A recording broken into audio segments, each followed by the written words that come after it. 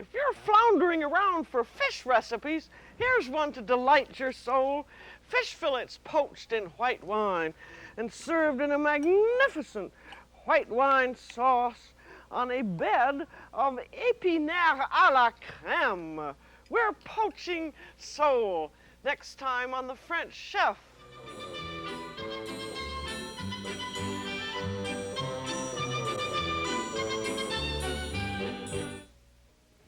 This is a great big gray sole from the Atlantic. And as I caught it myself, I naturally have got to fillet it myself, because every fisherman should know how to fillet his own fish. If he wants to make any of the great French dishes, such as filet de sole au vin blanc. And we're doing sole in white wine today on The French Chef.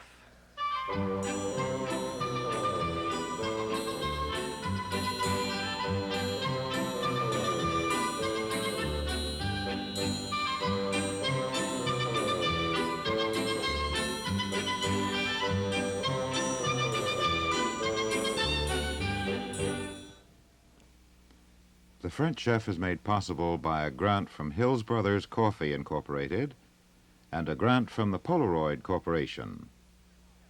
Welcome to The French Chef. I'm Julia Child.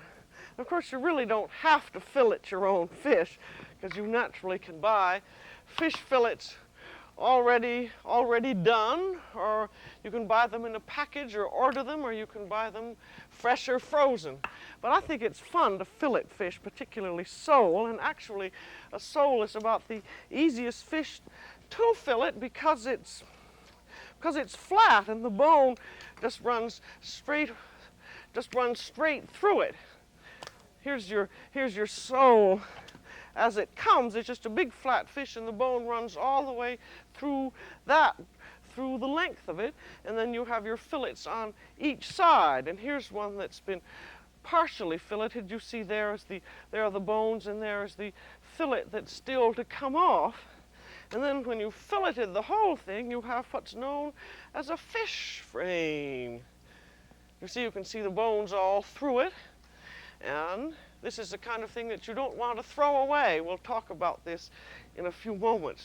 But if you want to fillet a fish, it's very easy to do. I'm not going to take one that's quite so big, but you notice that it has, there's a line that runs right down from the head to the tail, and this is where the center of the backbone is. And you take a knife and you cut right down from the skin to the bone. I'm going to take a sort of a stubby knife, and you follow that line right down to the tail. Then you separate it where the head is on either side. And then you want to, if you can get one, to get a fish filleting knife. This is a French one, and it has a flexible blade. And usually if you want to get one of these, you have to go to a cutlery store or one of the stores that has imported knives. And the reason you want it flexible is that you start where the cut is, and then you cut against the bone, and the flexible knife, flexible blade means that the knife very easily cuts against the bone. It doesn't cut through the fish skin. And just remember, always in filleting or boning anything, you're always cutting against the bone. You see the fillet comes off very nicely, and you're not losing any flesh at all. So you do that on one side and cut underneath. And you want to be sure, of course, that your knife is very sharp. And then you just cut through the other side exactly the same way. If you see people filleting fish in a market, some of those really expert fish cutters, they go much faster than I do, and they usually don't cut the fillet in lengthwise halves this way. They just cut it double. And then when you've finished one side, you do the other side the same way. And usually in a fish like this, the other side is gray or white. You just cut right down through that line and then continue exactly the same way, pulling with your fingers and your knife. And then you have your fish all filleted. And then you have the problem of getting off the skin. And you also have this sort of a frilly edge. And this you want to cut off. And this you want to save too, because you're going to use it, you can use it to make a fish stock with. But this has little bone ends in it, so you want to cut it off. And then to get the skin off, you take a little piece off one small end and then take your towel and hold on to that end of skin and then lay your knife very flat on the edge of a cutting board and see wiggling with one hand and holding your knife flat against the board, the skin just comes right off, see?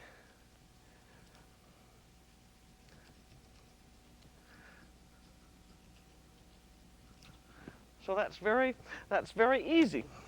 I'll do another one, or start another one. The thing is that you just remember that you take, oh, where am I here? I got a piece of trimming. Remember that you trim off this little frill, and very often you'll find some bones attached to the fish fillet along with it. And then start it by just holding on, cutting down on one end so that you expose the skin. I didn't do that very neatly. And hold on to it until you get it started and then wiggle back and forth. And then, after you've done that, you will notice that the fish fillet has two sides. You have the side that was next to the skin, which it usually has little grayish or whitish bits on it. Then you have the other side, which was next to the bone, which is much smoother. And this is the public side of the fish. And you want to always, because there's a little filament attached onto this skin side, you want to take your knife and just draw it across the fish fillet at an angle. And that cuts that little filament so that when the fillet is poached, it is not going to curl up. You see, notice, put on your glasses if you need them, and score this side that was next to the skin. You can always tell by looking at it. And you're not really cutting a hole in it. You're just breaking that skin a little bit. And then when you buy fish fillets, and they're a double fish fillet like this, turn it over and score the non-public side, and then cut the fillet in half so that you have two pieces. And if you happen to buy frozen fish fillets, be sure that you thaw them in a basin of cold water, because if you thaw them, you then can score them, and you can also cook them much more easily. And now you have your fish fillets all prepared and ready to poach. And poach means that you're going to cook them in a big flat pan in some liquid, and then you're going to make a lovely sauce out of the liquid. And because you're going to use the whole fish, you want to be sure that you get very, very fresh fish. And you can always tell if it's fresh if you smell it. And it should smell as fresh as a sea breeze. If it has any smell of fishiness or a strong ammonia taste, don't use it for this kind of a recipe. And that's whether it's fresh or frozen, be sure that it has this lovely, agreeable, fresh smell. And the amount to buy, I usually count on, if I'm serving 6 people, I count on 2.5 pounds of filleted fish for 6 people. But really you would buy by eye and see how it looks. And if you see that fillet might be, well, maybe 2 of those would be enough for 1 person. And then, if you're buying the fresh fish, you're going to get the best tasting sauce if you make a fish stock out of your fish frame. Now, I've got all these pieces of fish. Now there's your fish frame, and don't throw that away. You hack it up with your big knife and put it in a pan. You just have to hack it up so you can get it into the pan, and you use the head and everything. Wham! It usually takes a little bit to hack it up. And then put it into a pan And you also save all the fish skin in these little sort of frilly things that you cut off. And all of that is going to make your fish stock. And so then put some water in, just about to cover the fish. And then you're ready to make your stock. And set that over heat, and then you want some flavoring in it. If you want a white wine fish stock, you do some white wine or vermouth. I'm going to use about, say, 2/3 of a cup. It really doesn't make too much difference. And you want some salt. I'll use for this about half a teaspoon. I can always add more. And then you want some aromatic vegetables such as carrot and onion. This is just to give it flavor, and just chop it all up. And about half a carrot. And that goes all into the pan. These fish stocks are about the easiest things in the world to make. And then a bay leaf and some parsley, but use just the parsley stems because you want your stock to stay white, and if you use the leaves, that will darken it. And then this is to simmer for about 20 to 30 minutes, and then you strain it out. And if you don't have the fresh bones, you always have to order them because the fish stores think you're absolutely crazy if you want a fish frame. If you don't have this, you can make a fish stock using bottled clam juice. And just use that with your wine and vegetables and herbs, and you can have a nice fish stock with that.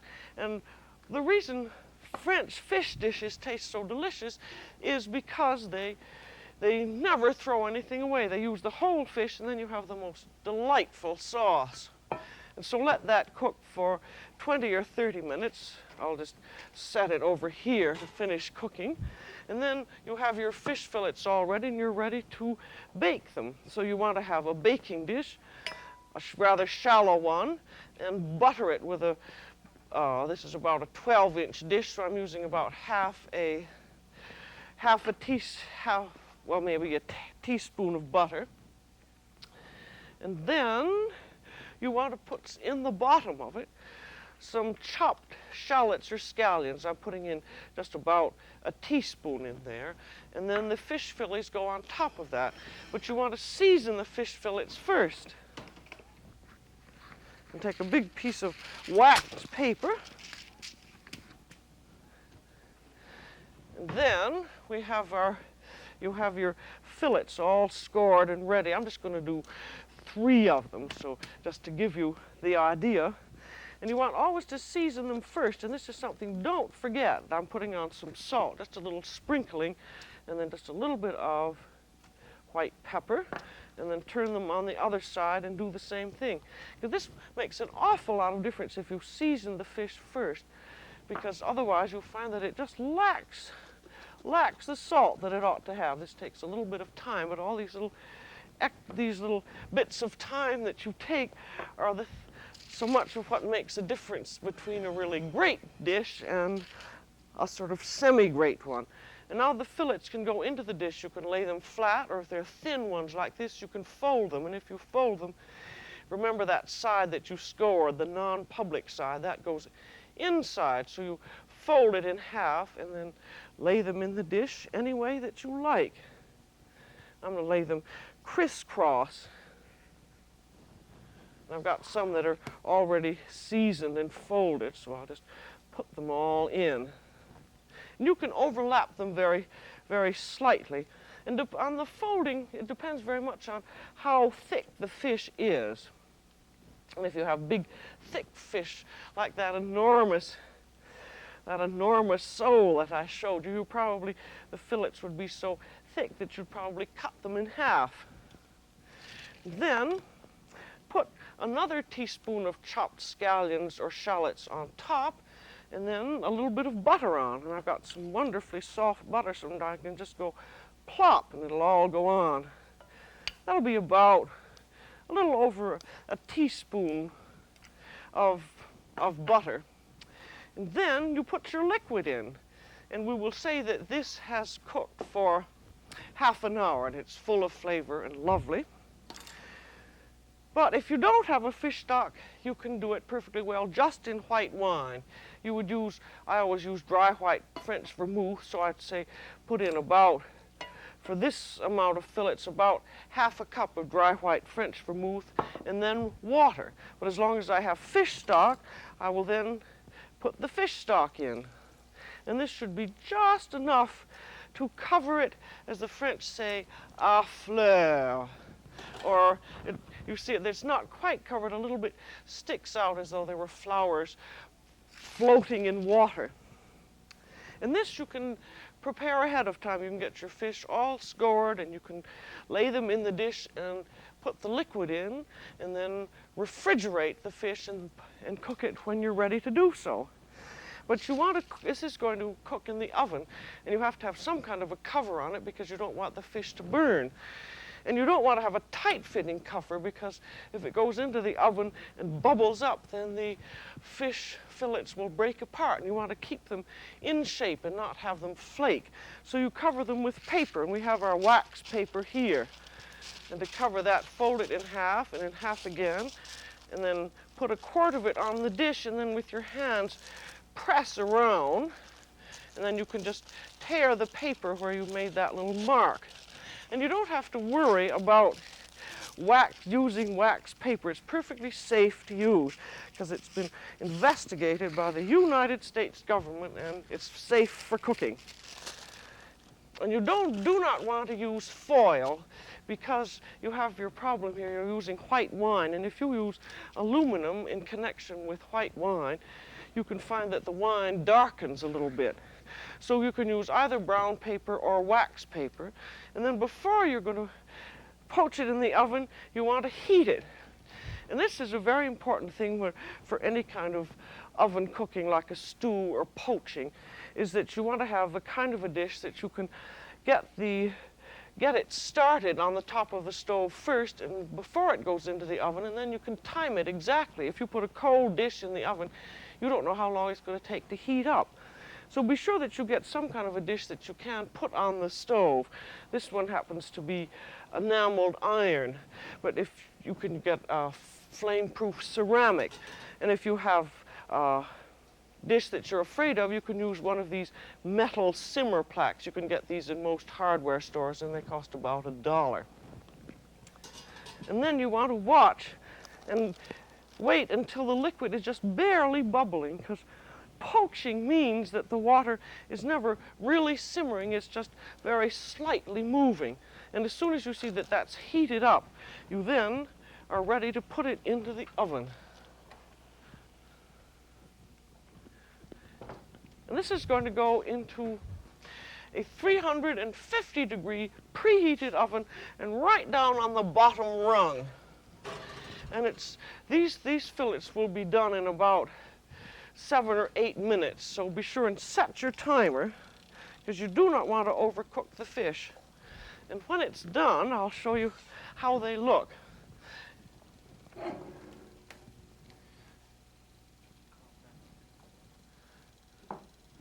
I'm going to come back, because these ones have already been done. And here you've got your paper on, and you'll have all that liquid. And you can tell when they first go in, they're translucent, and they're done as soon as they have become opaque, I mean really white. And press them also. And press them with your finger, and if they have a slight resistance, then they are done. And you don't want to overcook them. I think when they say, when the fish flakes easily, what they mean is when it's overcooked. And if the fish loses so much of its quality when it's overcooked. So just remember, the finger test is one of your best ones. And then you want to drain out this cooking liquid, so put a cover on the top, leaving your wax paper on, and just drain it out into a dish, into a saucepan. And you have a beautiful liquid, and we're going to use this liquid to make a sauce out of. And you want to boil that down, particularly if you haven't used your fish stock. You want to boil this down and concentrate the flavor. And then if you're going to serve the fish right away, take your dish that's already covered and you can just set it.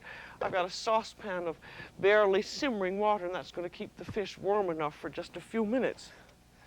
And then you're boiling down your sauce, boiling down your cooking stock, and then you're ready to make your sauce. And we're going to have 3 tablespoons of butter. It's rather hard to tell with this very lovely soft butter how much I've got here. But the most important element is the flour. We're going to make 2 cups of sauce. So we're going to have 4 tablespoons of flour. Be sure that you measure it properly, because the flour is the important measurement here, because that determines how thick the sauce is going to be. Well, I got 2 in there. I hope I didn't get more than that. 3, 4. And then this, you're making a roux. We've done this quite a lot before. This is the basic part of French white sauces, and that is your flour and butter cooked slowly together until they foam and froth without coloring for just about 2 minutes. So you just let it cook over moderate heat until it's foamed and frothed there. And then after about 2 minutes, this is supposed to cook the flour, and you can do this no matter what any recipe says. Once you know how to do this, you can edit the recipe yourself and do the cooking of your flour and butter. You'll find it makes a great deal of difference in your sauce. And then take your boiling cooking stock off, and presumably you would have reduced this down to about ½ a cup, so it has a lovely flavor. And then pour some in and beat it up with a wire whip, and then set it over heat and start adding more liquid until the sauce is the thickness that you want. We want a sauce that's going to be thick enough to cover our fish fillets. And now there is what we would call your basic sauce, and this turns out to be that little old friend, Mother Veloute, which we run into in practically every recipe. But you see how very quickly that's made. And after you've cooked your flour and butter, you don't have to really do much more cooking of it. And this is your base sauce, and all the great French recipes start out with this basic sauce. And now you start turning it into more of a sauce by adding any other things that you feel you would like. In this case, we'll add a little bit of cream to it. Not going to add too much, because we don't want to make a very fattening dish. And then we'll put some cheese in, and as soon as we put some cheese in, I'm using grated Swiss cheese. It's about a quarter of a cup. This turns it into a sauce Marnay, or just a cheese sauce made out of little old Mother Veloute. And then be very sure that you taste it carefully for seasoning. It must be absolutely delicious. Well, that is delicious, but I think even so, I'm going to put in a tiny bit of lemon juice, because you find that this perks up the fish. And in this impeccably clean towel, I'm squeezing the lemon in. You'll find very often with these sauces that it makes a great deal of difference just putting the lemon juice in. And now we're ready to decorate the fish with the sauce. And this is kept nice and warm over this simmering water, but you're sure that you do not want to keep it warm for more than 3 or 4 minutes. But you'll notice also there's usually a little bit of sauce which is still in the fish. And in that case, drain it out again. I'll drain it out into my pan, because you don't want to put the sauce on the fish and have it all sort of watery. You usually have to shake the fish a little bit to get it back into shape, and then put the sauce over. See, now seeing this is just a plain pale sauce, this makes a rather pale looking dish, particularly in a white dish. So you would either decorate it up, say, with fluted mushrooms or truffles, or you can do a very simple thing, which is to just brown the top of it. Take again some grated Swiss cheese and sprinkle that over. The reason you use Swiss cheese a lot in French cooking is that it doesn't have a strong taste, and it does brown very nicely without making everything taste too cheesy. Then I'm putting on just a little bit of butter, and the butter also helps it to brown. And then we are ready to put it under a preheated broiler.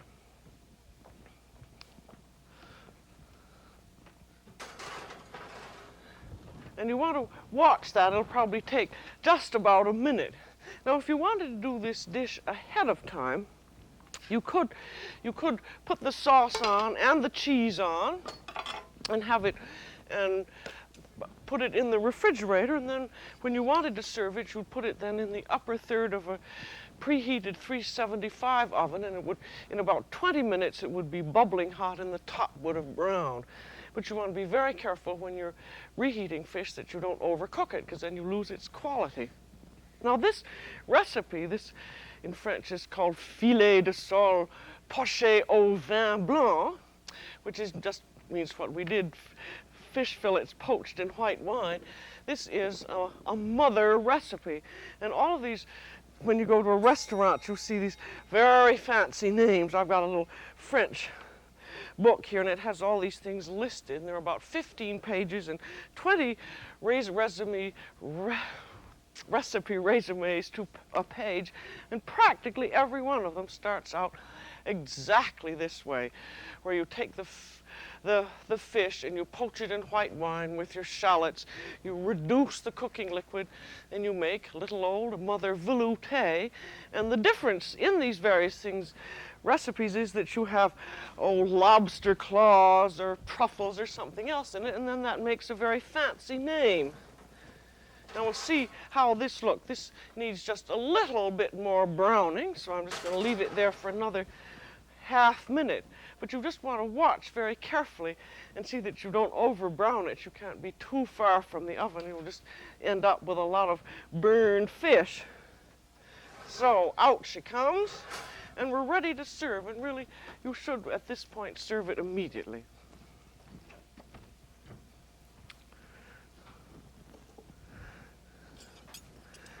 And I'm just going to serve you some so you can see how it looks on the plate. And usually with these fish fillets, it's hard to serve them so everybody gets a fillet. What you do, you get a nice lump. And then there's your lovely cheese sauce on top of it. And a boiled potato would go very nicely. And some cooked puree of spinach with butter and cream in it. So that makes a very nice fish dish. And with it, be sure that you serve a full-bodied white wine, a dry one like a Burgundy. We have here a Clos Gavimaster, which is a lovely full-bodied dry wine that goes beautifully with this cream sauce. So from now on, whenever you see one of these filet of sole dishes with an elegant name, you just remember that there's not one of them that you can't do yourself, because every one of them started out as fillets of sole poached in white wine. That, in other words, this very dish. So that's all for today on The French Chef. This is Julia Child. Bon appétit. The French Chef has been made possible by a grant from the Polaroid Corporation and a grant from Hills Brothers Coffee Incorporated.